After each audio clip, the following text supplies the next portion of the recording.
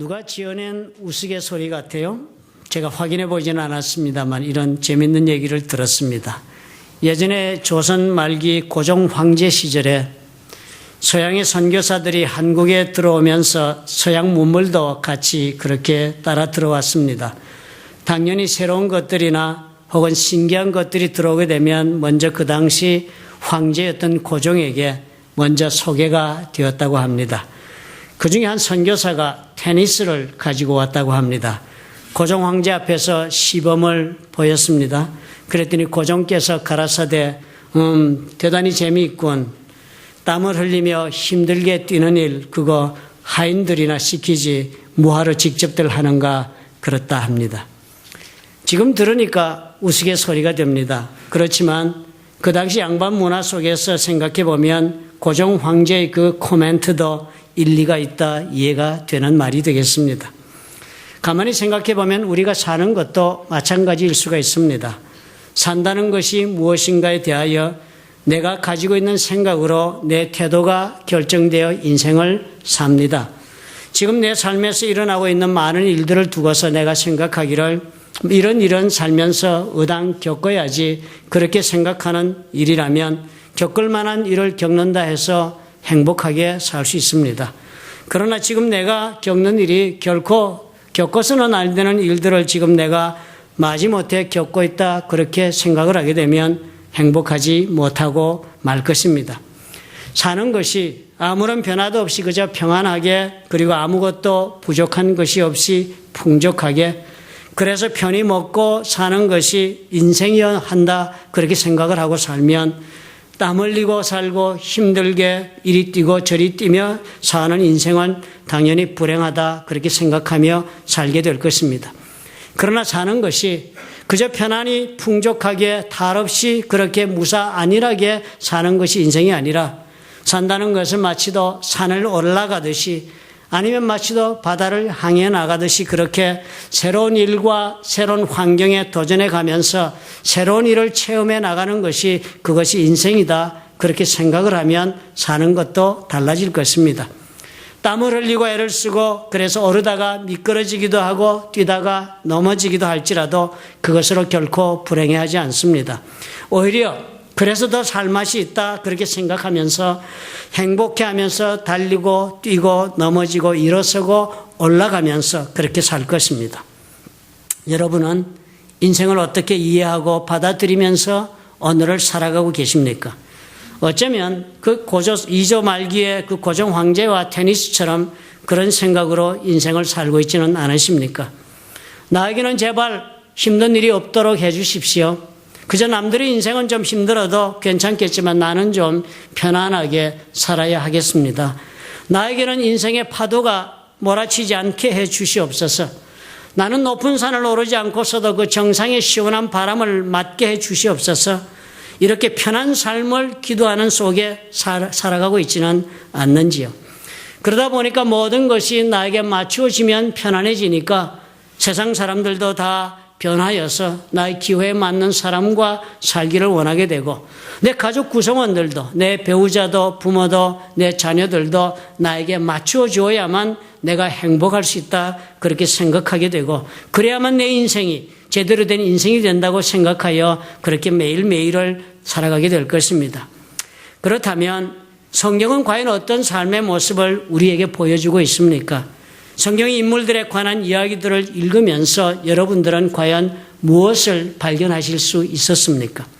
성경에 등장하는 모든 인물들을 가만히 한번 반추해 보십시오.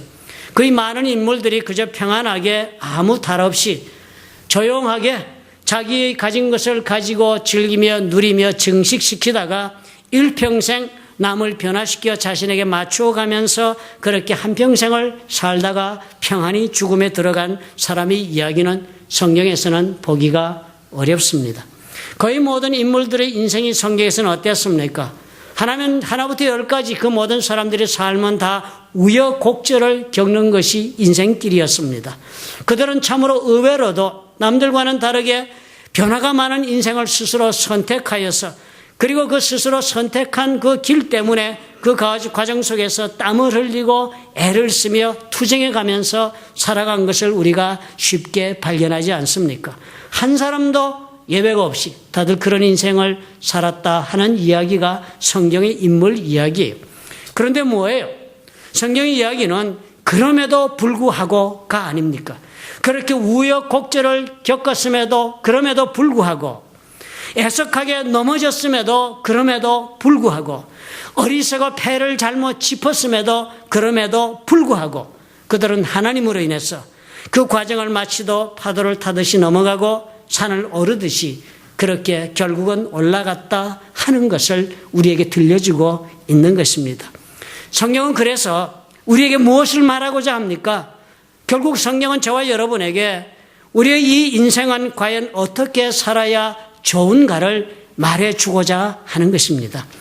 원하는 대로 여러분 그런 까닭에 우리가 성경의 말씀대로 살기를 원하신다면 원하는 대로 내 인생의 일이 진행되지 않는다고 아니면 내가 오늘 원하지 않는 일을 당했다고 그래서 앓고 들어 누우시면 안 됩니다. 내 인생의 동반자가 내가 원하는 모습대로 같이 살아주지 못하고 내가 원하는 모습대로 내 삶의 문제들이 전개되지 못하여서 내 삶의 풍파가 끝없이 일어나고 있는 것 같아도 그래서 때로는 힘이 들어 절망이 되고 그리고 내 가슴 속에는 불만이 가득 차고 때로는 해결되지 않는 문제와 사람으로 인해 분노가 충만해질 수밖에 없더라도 때로는 세상에 내가 원하는 것을 내가 온 힘을 다해서 노력을 했음에도 불구하고 비록 나에게 지금 내 원하는 것을 내어주지를 않는다 할지라도 그러면 그럴수록 그렇구나. 인생은 산을 오르듯이 바다를 항해 나가듯이 그런 것이니까 한번 나가보자. 이게 인생인데 한 번 더, 한 걸음 더, 한 번 더 해보자. 그렇게 살면 우리도 성경 속의 인물들처럼 그럼에도 불구하고 나는 이렇게 살았다 할 수 있는 그 고백이 일어날 수 있다는 것입니다. 이 그럼에도 불구하고 인생을 살 수 있으면 그것이 행복한 인생이 되는 것이라 성경은 말씀해요. 세상은 배를 타고 바다를 항해하는 것과도 같고 높은 산의 정상을 향해 올라가는 것과도 같은 것이라서 그냥 변화 없이 늘 오늘처럼 이렇게 조용히 평안히 사라지지를 않는 것입니다. 파도가 넘실거리고 비바람이 몰아치는 속을 헤치며 살아가야 하는 것이 인생의 과정이에요. 그런 것이 인생인데 그렇지 않기를 고대하여 기도하고 있다면 시작부터를 잘못하고 있는 것입니다.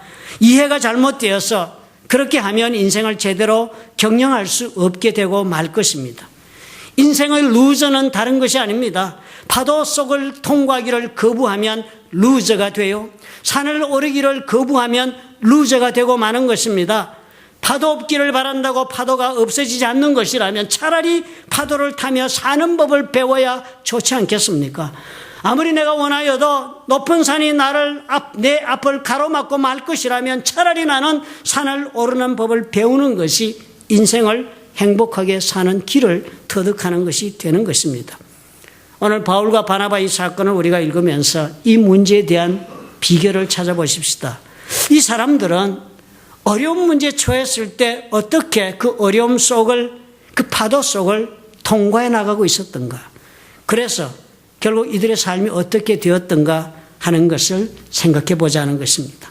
첫째로 산을 오르고 파도 속을 헤치며 살아가려면 한 가지가 꼭 있어야 하겠다 하는 것이 보입니다.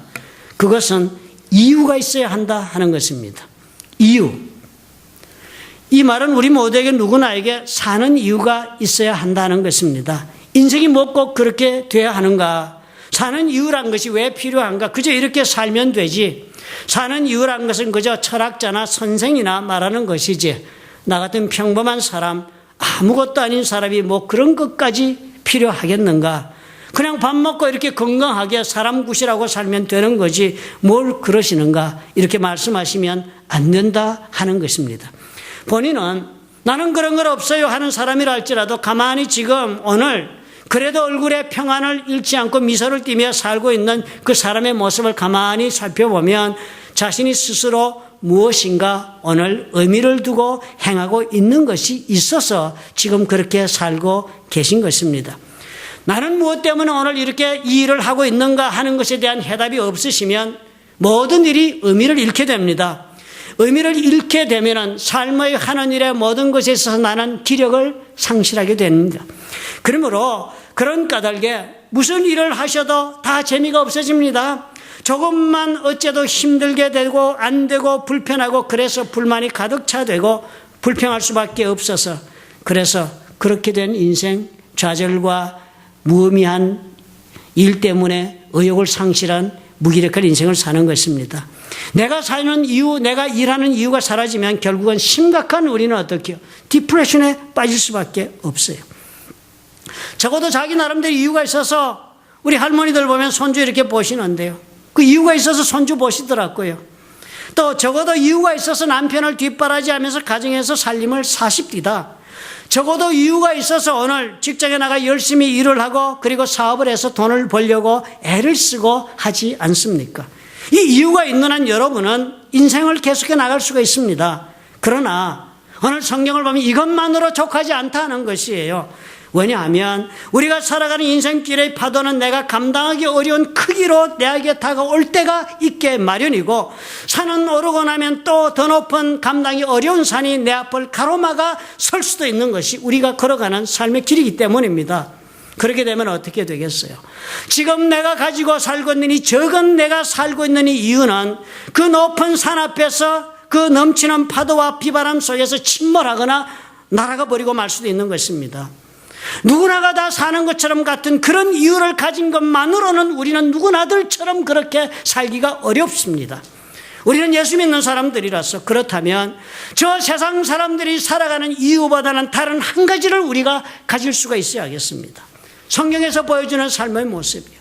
그럼에도 불구하고 이 삶을 나도 한번 살아보겠다는 그런 소원을 어떻게 해요? 가슴에 품어야지요. 남들은 다 침몰하고 많은 파도를 내가 만났음에도 그럼에도 불구하고 나는 이 파도를 타고 넘어야 하겠다.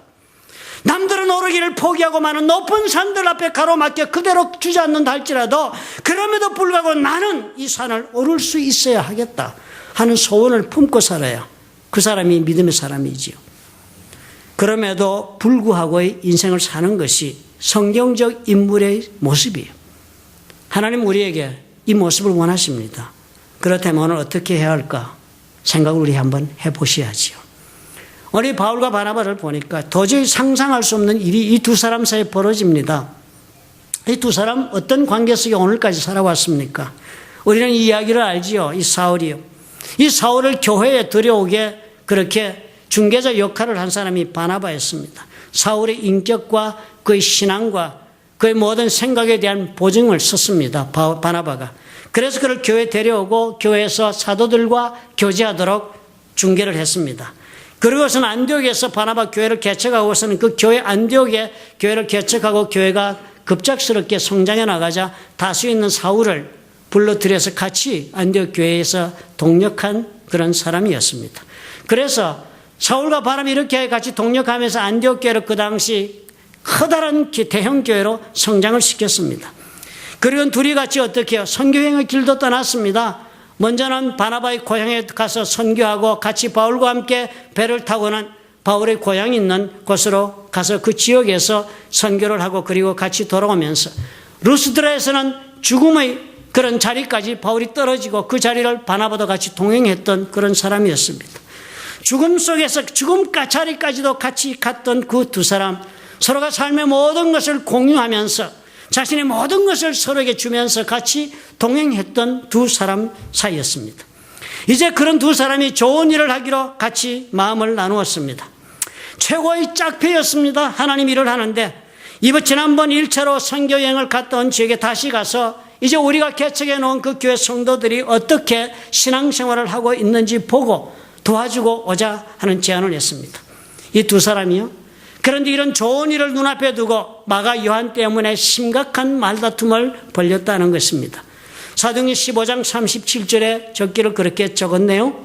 바나바는 마가라는 요한도 데리고 가고자 하나 바울은 밤빌리아에서 자기들을 떠나 한 가지로 일하러 가지 아니한 자를 데리고 가는 것이 옳지 않다 하여서 서로 심히 다투어 피차 갈라섰다고 그랬습니다.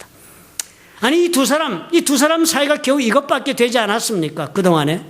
지금 이 모습을 보면 어때요? 이 큰 인물 이 두 사람이 이 사람들이 하고 있는 모습을 보면 도저히 큰 인물 좋아하시네 하는 모습을 보여주고 있습니다.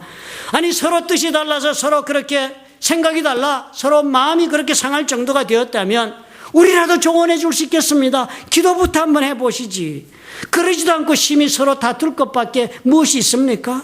아니 바울과 바나바 어떤 위치에 있는 사람들이었습니까? 이 두 사람은 안디옥 교회의 두 위대한 지도자였습니다. 그런데 이런 것으로 두 사람이 이렇게 싸우고 갈랐을 일이 되겠습니까? 온 성도들이 보는데 성도들보다 나은 것이 하나도 없어 보이는 어처구니 없는 졸부의 모습을 보인 것이 아닙니까? 그 좋은 믿음이 그새 어디들 가셨나요? 그런데 다투고 서로 헤어진 정도로 끝나지를 못하고 두 사람은 어떨까요? 영원히 다른 길로 서로 헤어져 가고 맙니다. 사도행전 15장 39절이요. 바나바는 마가를 데리고 배 타고 구브로로 가고 바울은 신라를 택한 후에 형제들에게 주의 은혜의 부탁함을 받고 떠났다고 그랬습니다. 온 교회가 보고 있는데요. 온 안디옥 그 시의 사람들이 다 보고 있는데 이런 말도 안 되는 처사들을 서로 행한 것입니다. 아주 졸렬하게 했어요. 그랬다면 어당 졸렬한 선택들을 했으니까 결론도 졸렬하게 그렇게 내고 말았어야 마땅했습니다. 그런데 어떻게 해요? 얘기를 보니까 그것이 아니었습니다. 바울의 이야기밖에 우리가 더 읽지를 못해서 바울만 생각해 보면 바울은 지금 뭐가 일어나고 있습니까? 바울의 삶 속에. 그럼에도 불구하고 바울은 놀라운 일을 계속해 나갔다는 것입니다. 어차피 사도행전 16장 이후에는 다른 복음 전도자의 이야기가 나올 수가 없겠지요. 왜냐하면 이 사도행전을 쓴 사람이 누가인데 누가는 바울과 지금 같이 동행하면서 밀착 취재를 하고 글을 적었으니까 다른 사람이 이야기를 적을 여지는 없으니까 16장 이후에 당연히 바나바의 이야기도 다른 사도들의 이야기도 나오지 않고 있습니다. 다른 분들은 아마 다른 곳에서 맹렬하게 다 하나님 일 잘하고 있었던 것으로 추정이 됩니다. 왜냐하면 다른 서신서를 우리가 볼 수 있으니까요. 베드로, 전후서, 유다서, 야고보서 등 보면서 이 사도들이 어떻게 사역하는지를 짐작할 수 있고 요한계시록을 보면 요한이 개척하고 양육한 교회들도 많았을 것으로 보입니다. 모두가 다 이 바울처럼 스스로의 우를 범했다 할지라도 그럼에도 불구하고 놀라운 일들을 해나가는 삶들을 살았다 하는 것입니다. 무엇이 달라요? 한 가지요. 바울에는 보통의 사는 이유가 아닌 더 높은 이유, higher cause가 있었기 때문입니다. 자신의 만족이나 이익을 위한 그런 이유, 그런 일상적인 이유를 가지고 산 것이 아니라 바울은 하나님을 위하여 사는 이유, 예수 그리스도를 당부하심을 따라 사는 일, 즉 더 높은 이유가 그의 삶 속에 있었다는 것입니다. 그렇기 때문에 예수의 영 성령께서 그럼에도 불구하고 바울은 실수를 저지르고 그리고 어리석은 선택을 했다 할지라도 성령께서는 바울에게 함께해 주셨던 것입니다.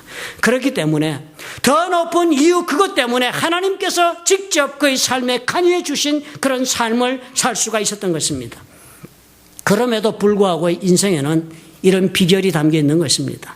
그렇다면 저와 여러분 우리도 남들이 못하는 파도를 타는 인생 살고 싶고 남들이 오르지 못하는 삶을 산을 오르는 그런 인생을 내가 살기를 원한다면 이것 하나를 하면 되겠습니다. 우리가 사는 이유를 내가 지금 일하고 내가 지금 노력하고 투쟁하고 이 살아가는 이유를 세상적인 이유에서 한층 업그레이드를 하는 것입니다.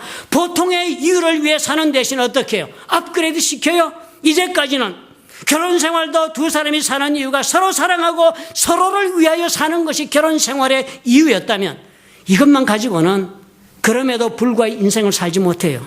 나 이 결혼 생활 이유를 업그레이드를 하는 것입니다.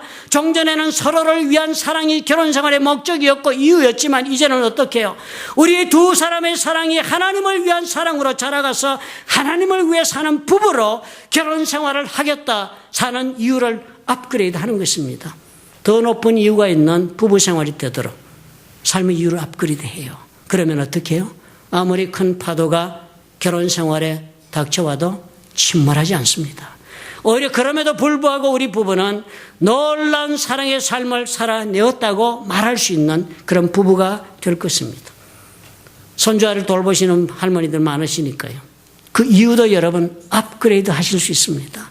손주 그냥 마지 못해서 내가 집에 있다고 아이 맡기니까 뭐 길러줘야지 내 새끼니까 이런 세상적 이유로 가지고 손주를 보시면요. 그 기쁨이 오래가지 못합니다. 손주가 점점 크면서 돌덩이처럼 무거워지면 앉는 것도 고통이 되기 쉬워요. 그러나 그 이유를 한번 업그레이드 여러분 해보십시오. 손주를 키우는 것이 내 새끼라서 키우는 것이 아니라 하나님께서 이 땅에 보낸 귀한 선물의 영혼으로 보시고 이 손주를 키워서 이에게 하나님을 가르치고 하나님의 사랑을 실천하고 세상을 향하여 하나님을 위하여 사는 아들로 키워보겠다는 이유를 붙여보십시오. 더 높은 이유가 있으면 아무리 힘이 들어도 능히 감당하시며 기쁨은 날로 더해갈 수 있습니다. 예수님이 뭐라고 하셨는지 여러분 아십니까? 마태복음 19장 29절에 주님이 이런 놀라운 말씀을 하셨어요. 또 내 이름을 위하여 집이나 형제나 자매나 부모나 자식이나 전토를 벌인 자마다 여러 배를 받고 또 영생을 상속하리라 하셨어요. 여러분 주님 앞에 나와 기도할 때 뭐 기도하세요? 우리 집을 축복해 주옵소서. 내가 쥐고 있는 이 가정 어떻게든 알차게 해 주옵소서. 주님께서 주신 내 남편, 내 아내, 내 자녀들 하나님 어떻게든 성공시켜 주셔서 세상에 머리 되고 꼬리 되지 않게 잘 먹고 잘 살게 해달라고 여러분 기도하시죠. 주님 뭐라고 그러세요? 예수 믿는 사람들에게 버린 자마다 여러 배를 받는다고 그랬습니다. 쥐고 구하는 자가 받는 것이 아니라 버린 자마다. 여러 배가 어느 배인가 싶어서 마가복음에 보았더니 똑같은 이야기에 여러 배가 100배라 적었습니다. 버리면 100배를 받는다 했는데 나는 꽉 움켜쥐고 나는 내 집이나 형제나 자매나 부모나 자식이나 전토를 위하여 생명을 바치고 싶습니다. 도와주세요. 이 세상적인 이유밖에 내가 가지고 있는 것이 없는데 예수님이 그 이유에 감동하시겠어요?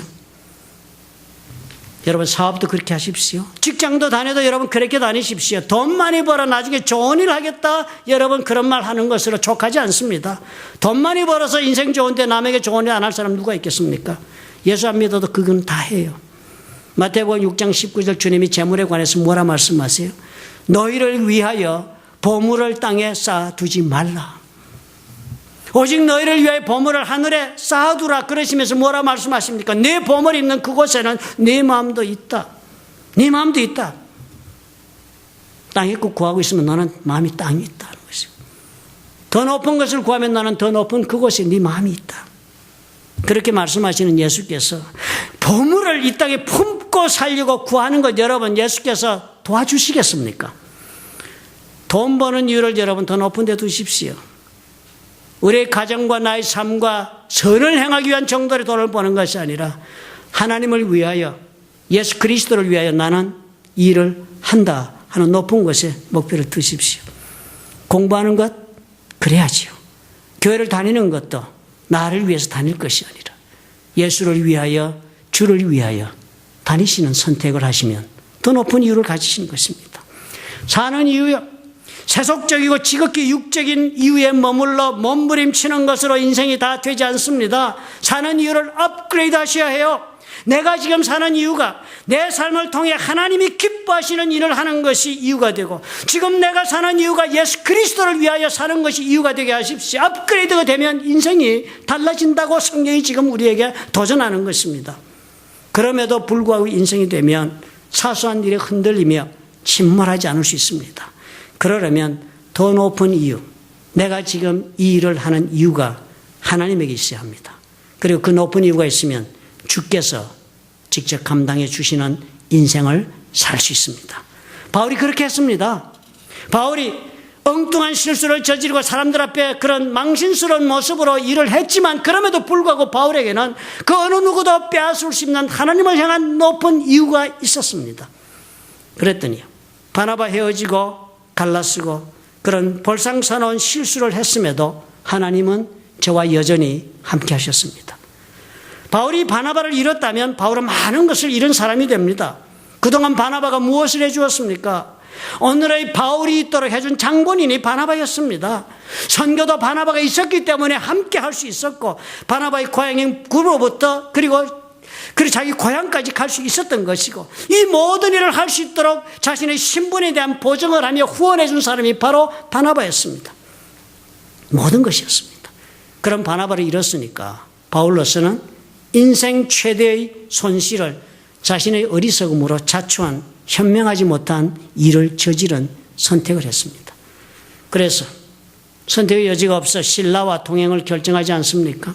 신라는 이제 갓 예루살렘에서 예루살렘 공회의 편지를 들고 따라온 이 일이 사실이라고 입증해 주기 위해서 증거자로 따라온 잘 알지 못하는 그런 사람이었습니다. 그런데요, 이 처참한 실수로 인한 결과를 하나님께서 오히려 도우셔서 반전시키시고 계신 것입니다. 나중에 선교지에 나가서 알게 된 거예요. 신라가 어떤 사람인지 보니까요. 사도행전 16장 37절에 보니까 두 사람의 이야기를 이 누가가 이렇게 적었습니다. 로마 사람인 우리를 그랬습니다. 그러니까 신라는 이 기록을 보니까 틀림없이 로마 시민권자였습니다. 그 당시 로마 시민권이라는 대단한 의미가 있었습니다. 로마 제국의 어느 곳을 여행할지라도 모든 위험으로부터 당연히 보호받을 수 있는 권리가 있는 사람이 로마 시민권자였습니다. 그러니까 신라는 바울에게 더도 없는 좋은 동반자가 될 수 있는 그런 신분을 가지고 있었습니다. 그리고 또 15장 32절에 보니까 신라가 유다와 신라도 선지자더라. 그래서 이 신라는 놀라운 영적인 능력자인 것을 기록해 놓았습니다. 그러므로 신라는 바울과 동행하면서 이 놀라운 영적 사역을 감당함에 있어서 이 영적 전쟁 가운데서 기도와 하나님의 영적인 능력으로 얼마든지 바울을 도와줄 수 있는 적합한 동역자인 것입니다. 15장 22절과 32절을 보니까 이 신라는 안디옥 교회에 와서 성도들을 가르쳤다 했으니까 분명히 이방 교회에서 사용하고 있는 언어인 헬라어에도 능숙한 사람이었음에 틀림이 없습니다. 성경 다니면 헬라 해야 하거든요. 그리고 또 데살로니가 전서 1장 1절, 데살로니가 후서 1장 1절, 그리고 베드로 전서 5장 12절을 비교해 보면 놀라운 사실도 발견이 됩니다. 베드로전서 5장 12절에 이렇게 적혀 있어요. 내가 신실한 형제로 아는 실로안으로 말미암아 너희에게 간단히 써서 전한다고 그랬습니다. 이게 무슨 말인가? 한국말은 좀 복잡하네요. 영어로 이렇게 적었네요. With the help of Silas, I have written to you 그랬습니다. 옛날에 성경을 적을 때요, 직접 자기가 이렇게 직접 적지 않았습니다. 편지를 적어도요. 옛날에는 지금처럼 컴퓨터로 뭐 워드 이렇게 해서 썼다 지웠다 할 수도 없고요. 종이에다 이렇게 써도 종이 우리처럼 썼다가 뭐 지우고 아니면 새 종이 쓰고 이런 여유 있는 때가 아니었습니다. 종이가 대단히 귀했어요. 그때는 파피루스가 겨우 뭐 종이의 원초적인 모습 가지고 있을 때고 주로 사람들은 글을 쓸 때는 양피지에다 썼습니다. 양피지에다가 깨끗이 양피지를 밀어서 얇게 만들어서 거기에다가 먹으로 이렇게 글을 썼습니다. 그러니까 한 번 쓰면 지울 수 없습니다. 지우면 아주 더러워져서 새롭게 쓸 수도 없고 그렇기 때문에 한 번 적는다는 것이 대단히 중요하고 그 양피지가 또 무척 비쌌습니다. 이 편지 한 통 낸다는 것이 돈이 많이 들고 그리고 대단히 어려운 일이기 때문에 이 무슨 편지를 쓸 때는 편지를 보내고자 하는 사람이 머릿속에 생각하고 정리하고 문장을 잘 만들어서 구술합니다. 그래 구술하면 그 구술하는 것을 서기가 듣고 그리고 그것을 양피지에다 옮겨 적습니다. 그래서 편지 한 통 보내려면 절차가 많습니다. 직접 자기가 편지를 적는 것이 아니라 이 서기는 아무나 하겠습니까? 이 말을 듣고 문법에 맞게 그리고 철자에 맞게 깨끗하게 쓸 수 있는 그런 스테노그래퍼는 돈 주고 하여해야 했습니다. 대단히 비용이 많이 드는 일이었어요. 모든 성경은 다 이런 대필자가 있었습니다. 그런데요, 오늘 이야기를 보니까 신라는 어떻게 해요? 사도 바울의 신실한 무료 봉사해주는 스테노그래퍼였습니다. 엄청난 손실을 바울이 입었습니다. 그러나 이제 신라는 어떻게 해요? 이제 바울에게 또 다른 더 좋은 것을 지닌 새로운 소득으로 그렇게 다가온 것입니다. 그것뿐이 아니었습니다. 바울은 이제 수리아와 길리기아로 다녀서 더베아와 루스드라까지 갔다고 그랬습니다. 선교지를 다니면서요. 그래서 바울이 더베아와 루스드라도 이름에 거기 디모데라는 제자가 있으니 그 모친은 믿는 유대 여자요 부친은 헬라인이라. 그리고는 16장 3절에 적기를 바울은 그를 데리고 떠나고자 했다. 디모데를 픽업한 것이에요. 그 유명한 디모데도 이번 이 길에서 바나바와 헤어지고 신라와 동행했다가 루스드라까지 갔다가 거기에서 디모데를 만난 것입니다. 이 루스드라는 어떤 곳이었습니까? 바울에게 1차 선교여행 때 이 루스드라는 죽음의 도시였습니다. 그곳에서 돌에 맞아 거진 죽었다 생각하고 사람들이 이고니온에서 온 사람들이 때려 죽여서 바깥으로 갖다 버린 곳이 루스드라였습니다. 그런데 그곳에서 바로 어떻게 해요? 상상하지 않는 놀라운 일을 경험합니다. 평생의 동역자요. 자신의 제자가 된 영적인 아들이라 부른 디모데를 얻는 축복이 벌어진 것입니다. 바울과 이 바나바의 안타까운 사건을 보면서 우리가 이것을 볼 수 있어야 하는 것입니다. 우리에게 더 높은 삶의 이유가 있는 한 하나님은 결코 우리의 실수를 실수로 버려두지 않으신다는 것입니다. 반드시 우리 하나님은 이제까지 생각하지도 못했던 더 좋은 것으로 채워주시는 것을 우리가 확인하는 것입니다. 실수로 그리고 허물로 잃어버린 것보다도 훨씬 더 좋은 것으로 우리 주께서 우리 삶에 채워주시는 것입니다. 그저 믿기만 한다고 실수를 저질러도 그럼에도 불구하고 더 좋은 것으로 주신다고 말씀하지 마십시다. 하나님께서 더 좋은 것을 마치도 숨겨두셨다가 다시 그것을 내 앞에 꺼내주시는 것처럼 그렇게 우리가 놀랄 수밖에 없는 빼앗긴 것보다도 더 좋은 것, 잃어버린 것보다도 더 귀한 것을 생각하지도 못했던 더 좋은 것을 준비해 두신 것은 우리 삶 가운데 더 높은 이유가 있기 때문에 일어나는 것이 분명합니다. 여러분, 요한복음의 2장에 나오는 가나 혼인잔치 이야기를 잘 아시지요? 기억하실 것입니다. 주님께서 이 가나의 혼인잔치에 초대받아 가셨어요. 잔치가 한창 무르익어 가는데 포도주가 떨어졌다는 말을 듣습니다. 그래서 예수님의 어머니가 예수께 말씀을 해요. 이 소식을 전합니다. 이 집에 포도주가 떨어졌다고. 그래서 주님의 대답이 의외로 대단히 퉁명스럽습니다. 요한복음 2장 4절에 주님의 대답이 이렇게 적혀 있습니다. 여자여, 나와 무슨 상관이 있나이까? 그 포도주 떨어진 게 지금 나하고 무슨 상관이 있습니까? 내 때가 아직 이르지 못하였나이다. 어머니, 왜 나를 이 일에 끼어들이려고 하십니까? 나와는 상관없는 일입니다. 그렇게 거절하셨어요. 그런데 우리는 알지요. 주님의 이 1차적 관심이 뭐였습니까? 이 가나의 혼인잔치집에서 포도주 떨어진 것엔 주님의 1차적 관심이 전혀 없었습니다. 그런데도 불구하고 주님께서 어떻게 하셨어요? 물이 변하여 포도주가 되게 하시지 않았습니까? 왜 그랬습니까? 그렇다면 그 집 사람들 포도주 가지고 잔치도 멋있게 하라고 우리 주님은 언제나 우리 삶을 멋있게 해주시는 분이다. 우리 삶은 우리 삶 속에 부족한 뭐든지 와서 채워주시는 분이다. 그런 거 보여주시려고 주님이 이 집에 물을 포도주로 변하셨습니까? 그거 안 하시겠다고 그랬잖아요, 처음부터. 주님께서는 더 높은 이유가 있었기 때문이었습니다. 요한복음 2장 11절에 이렇게 적어놨어요. 예수께서 이 처음 표적을 갈릴리 가나에서 행하여 그 영광을 나타내심에 제자들이 그를 믿으니라. 주님 무엇을 위해서 물로 포도주를 만들었다고 오늘 요한복음이 해석을 해줍니까? 영광을 나타내시어 즉 하나님 되심을 보여주셔서 제자들로 하여금 예수님을 믿게 만드는 그 높은 이유가 있었기 때문이었다는 것입니다. 더 높은 이유가 있을 때 그럼에도 불구하고 주님은 더 좋은 것으로 채우십니다. 그냥 우리 좋으라고, 그냥 너 예수 믿었으니까 한번 멋있게 살아보라고, 더 만족하고 더 좋은 인생 풍요롭게 한번 떵떵거리고 세상 살아보라고 그래서 주시는 것이 아니라 하십니다. 그렇다면 여러분, 우리가 이것을 행해야지요. 지금 모든 것이 내 삶 속에 흔들린다, 두렵다, 이렇게 계속 살아갈 수 있을지 모르겠다, 어쩌면 무너져 내릴지 모르겠다, 파도가 너무 흉흉하다, 너무 산이 높고 험악하다. 그렇다면 여러분, 그러면 그럴수록 내 사는 이유를 업그레이드 하시는 것입니다. 그냥 살지 마십시오.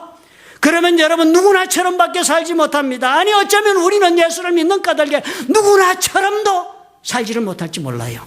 사단의 공격이 있기 때문입니다. 더 높은 이유를 위해 살겠다 마음을 먹으십시오. 그 이유를 위해 살면서 때로는 내가 사람인지라 무지해서 실수도 하고, 때로는 내가 능력이 없는지라 무능력하여 넘어지고 그리고 실족한다 할지라도 하나님께서는 내 삶에 관여하시는 것입니다. 더 좋은 것으로 내 빼앗겨버린 것 주님께서 안겨주시고, 더 좋은 것으로 내 무너져버린 부분을 주님께서 채워가시면서 더 높은 이유를 향하여 인생의 길을 계속 걸어갈 수 있도록 주님은 내 등을 밀어주시는 것입니다. 사랑하는 성도 여러분, 아직 더 좋은 것은 저와 여러분의 삶 속에 오지도 않았다는 것을 믿으시기 바랍니다. The best is yet to come. 나는 무엇을 위해 살 것인가? 여러분께서 어떻게 마음을 결정하시는가에 따라 여러분의 인생은 생각하지도 못했던 놀라운 일을 보게 될 것입니다. 기억합시다. 더 높은 이유를 위해 살자. 더 좋은 것은 아직 내 삶에 시작되지도 않았다. 믿으시기 바랍니다. 믿으시면 아멘 하시기 바랍니다. 믿으시는 줄 압니다.